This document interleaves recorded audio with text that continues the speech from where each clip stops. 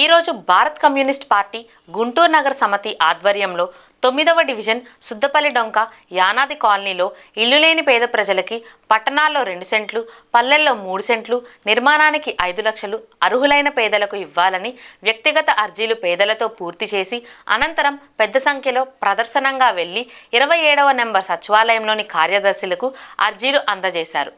అనంతరం సిపిఐ నగర కార్యదర్శి కోట మలయాద్రి మాట్లాడుతూ రాష్ట్రంలో మాజీ ముఖ్యమంత్రి జగన్మోహన్ రెడ్డి 32 లక్షల మందికి పట్టణాల్లో సెంటు ఇంటి నిర్మాణానికి 1,80,000 ఇస్తామని చెప్పిన సమయంలోనే సిపిఐ పట్టణాల్లో ఆందోళనలు నిర్వహించడం అయినదని, కానీ గత ప్రభుత్వం మార్పు చేయని కారణంగా నూతనంగా ఎన్నికల వాగ్దానంలో భాగంగా చంద్రబాబు నాయుడు పట్టణంలో 2 సెంట్లు, పల్లెల్లో 3 సెంట్లు ఇంటి నిర్మాణానికి 4 లక్షలు ఇస్తామని హామీ ఇచ్చారు.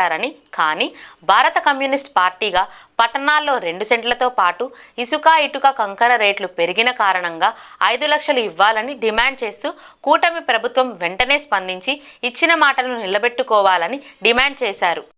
ఈరోజు సుద్దపల్లి డొంకలోని ఇల్లు లేని పేదలందరూ కూడా మరి 2 సెంట్లు స్థలం ఇస్తామని, 4 లక్షల రూపాయలు కట్టుకోవడానికి ఇస్తామని ఏదైతే కూటమి ప్రభుత్వం చెప్పిందో అది నెరవేర్చాలని, కానీ ఈరోజు ఇసుక, కంకర రేట్లు పెరిగినాయి కాబట్టి 2 సెంట్ల స్థలంలో 5 లక్షల రూపాయలతోటి నిర్మాణం చేపట్టాలని ఎవరైతే లబ్ధిదారులు ఉన్నారో వాళ్ళందరూ కూడా ఎంక్వైరీ చేసి వాళ్ళందరినీ రాబోయే కాలంలో మీరు ఏదైతే ప్రభుత్వం చెప్పారో హామీని, ఆ హామీ ప్రకారం వాళ్ళందరూ కూడా అర్హులు చేయాలని సిపిఐ ఆధ్వర్యంలో వాళ్ళందరూ కూడా అప్లికేషన్లు పెట్టించాం.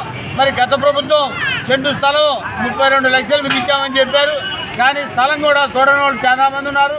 ఈ పరిస్థితులు మరి ఎలక్షన్ రావడం, మరి కూటమి ప్రభుత్వం మరి 2 సెంట్లు ఇస్తామని 4 లక్షలు ఇస్తామని చెప్పడం జరిగింది.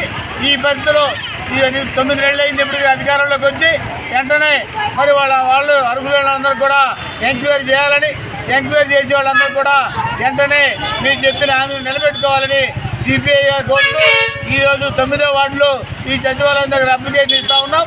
దీంట్లో పాల్గొన్న అందరూ కూడా మరి ఎంక్వైరీ చేసి వాళ్ళందరూ కూడా అర్హుల లిస్టులోకి ఎంక్వైరీ చేసిన తర్వాత చేయమని సిపిఐగా కోరుతా ఉన్నాం. లేని పక్షంలో సిపిఐ నగర సమితిగా ఆందోళన కూడా చేస్తామని హెచ్చరిస్తూ ఉన్నాం.